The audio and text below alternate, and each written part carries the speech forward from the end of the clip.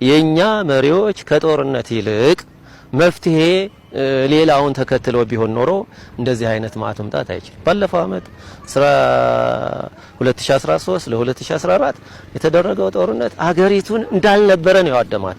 ልንገር አንድ ትልቅ ነገር፣ ከኮረም ሰቆጣ አስፋልት መንገድ ሊሰራ ከፍተኛ ስራ እንቅስቃሴ ተካሂዶ ነበር። ጥራሪም ደርሶ ነበር። ከላሊበላ ሰቆጣ አስፋልት ስራ መንገድ ነበር።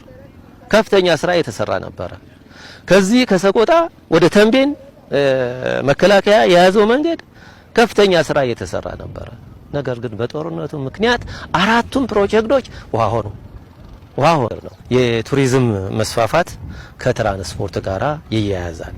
አንድ ነገር ልንገርህ፣ ጣሊያኖች መቀሌን ተቆጣጥረው ወደ ሰቆጣ ሲመጡ አቅጣጫው የዛሌት አቅጣጫው ከመቀሌ ሳምሬ፣ ከሳምሬ ሰቆጣ፣ ከሰቆጣ ደግሞ በዚህ በላሊበላ አድርጎ አዲስ አበባ ለመግባት ነበር። ትልቁን በር ከፋሾችም ጠላትም ቢሆኑ ከመንገድ ስራ ጋራ ጣሊያኖች በወረራ ጊዜ እንደመጡና እንደተስፋፋ ያስረዳል። የዛሌት ከመቀሌ ተንቀሳቅሶ የኢጣሊያ ጦር መንገዱን እየጠረገ ሳምሬ እንደገባ እንረዳለን።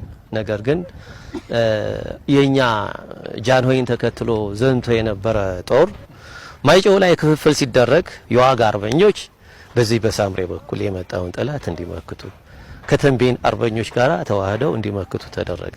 በዛ ምክንያት ተንቀሳቅሶ ቢገባ ምንም እንኳ ጠላት መግባቱን የምንወድ ባይሆንም ከመንገድ ስራ ጋራ የተሻለ መንገድ ሊኖር ነበር። በዚህ አቋርጠን በላሊበላ አድርገን በኩልመስክ አድርገን አዲስ አበባ የሚገባ አሁን የተቀየሰው መንገድ የዛሌት እንደተቀየሰ ያስረዳሉ። ነገር ግን አርበኞች ጠላትን ድምጥማጫቸውን አጠፉት። የዛሌት እነ ደጃች ኃይሉ እዚህ ያሉ በምንም ተአምር ይሄንን ሁሉ በረሃ አቋርጠን የምንፈልገውን አካባቢ መውረርና መያዝ አንችልም በሚል በዚህ ይመጣ የነበረው መንገድ እንደገና ተቀይሶ የዛሌት ሰው በብዛት